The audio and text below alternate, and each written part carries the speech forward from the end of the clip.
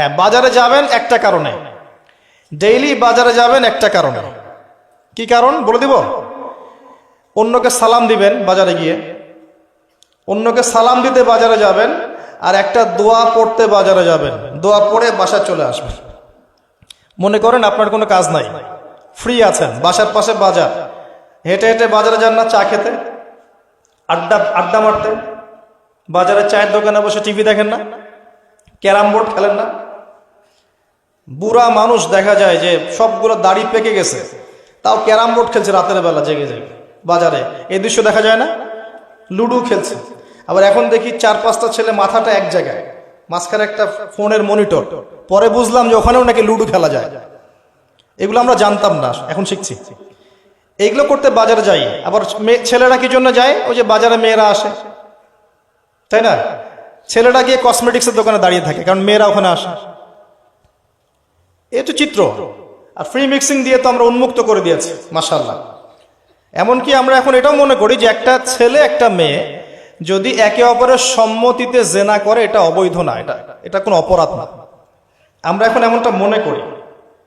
যখন 4-5টা ছেলে জোরপূর্বক কোনো মেয়েকে ধরে রেপ করে দেবে, তখন সেটা অপরাধ আমরা মনে করি, এটা শাস্তির ব্যবস্থা করি। কিন্তু সম্মতিতে যদি একজন আরেকজনের সাথে সেক্সুয়াল সম্পর্ক করে, এটা কোনো অপরাধ বলে গণ্য হয় না। বিষয়টা এমন হয়েছে না? আল্লাহ পাক এমনি বলেননি যে লাহুম কুলুবুন লা ইয়াফকাহুনা বিহা, তাদের কলব দিয়েছিলাম উপলব্ধি করেনি। ওয়া লাহুম আযানুন লা ইয়াসমাউনা বিহা, কান দিয়েছিলাম আমার হেদায়েতের বাণী শোনেনি।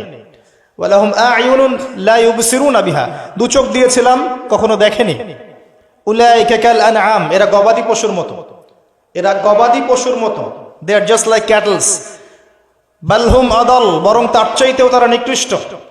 ওয়া উলাইকা হুমুল গাফিলুন, তারা হচ্ছে গাফেল সম্প্রদায়। আল্লাহ বলেছেন এদের ব্যাপারে, আল্লাহ পাক বলেছেন ওয়া লাকাদ যারানা লিজাহান্নামা কাসীরাম মিনাল জিন্নি ওয়াল ইনস, এরকম প্রচুর মানুষকে দিয়ে আমি জাহান্নাম পূর্ণ করব। নাউযুবিল্লাহ। কত মানুষ দিয়ে? প্রতি হাজারে কয়জন? প্রতি হাজারে 999 জন মানুষ জাহান্নামে যাবে। সহিহ বুখারীর হাদিস 4 বার এসেছে। প্রতি হাজারে 999 জন মানুষ জাহান্নামে যাবে। মানে অঙ্ক করতে বসার দরকার নাই যে টোটাল জনসংখ্যার কতটুকু, এটা একটা মেজরিটি বোঝানো হচ্ছে, সংখ্যাধিক্য বোঝানো হচ্ছে। এমনকি আমাদের উম্মত সম্পর্কে বলা হয়েছে এই উম্মত 73 দলে ভাগ হয়ে যাবে। বনু ইসরাইল ভাগ হয়েছিল 72 দলে, এদের মধ্যে 72টা দলই জাহান্নামে যাবে, একটা দল জান্নাতে যাবে। কারা তারা? মা আনা আলাইহি ওয়া আসহাবি, আমি যার উপরে আছি, আমার সাহাবীরা যার উপর আছে। বেশিরভাগ লোক কখনো সত্য মিথ্যার মানদণ্ড নয়।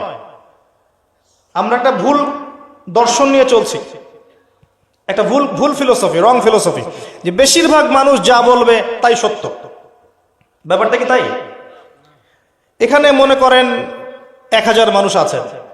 এখন আমি বললাম, বলেন কারা কারা মত দিবেন যে সুদ হালাল? এখন ধরেন আপনারা 900 জন হাত তুললেন, হ্যাঁ হালাল হালাল হালাল। বাকি 100 জন বলল যে না হারাম।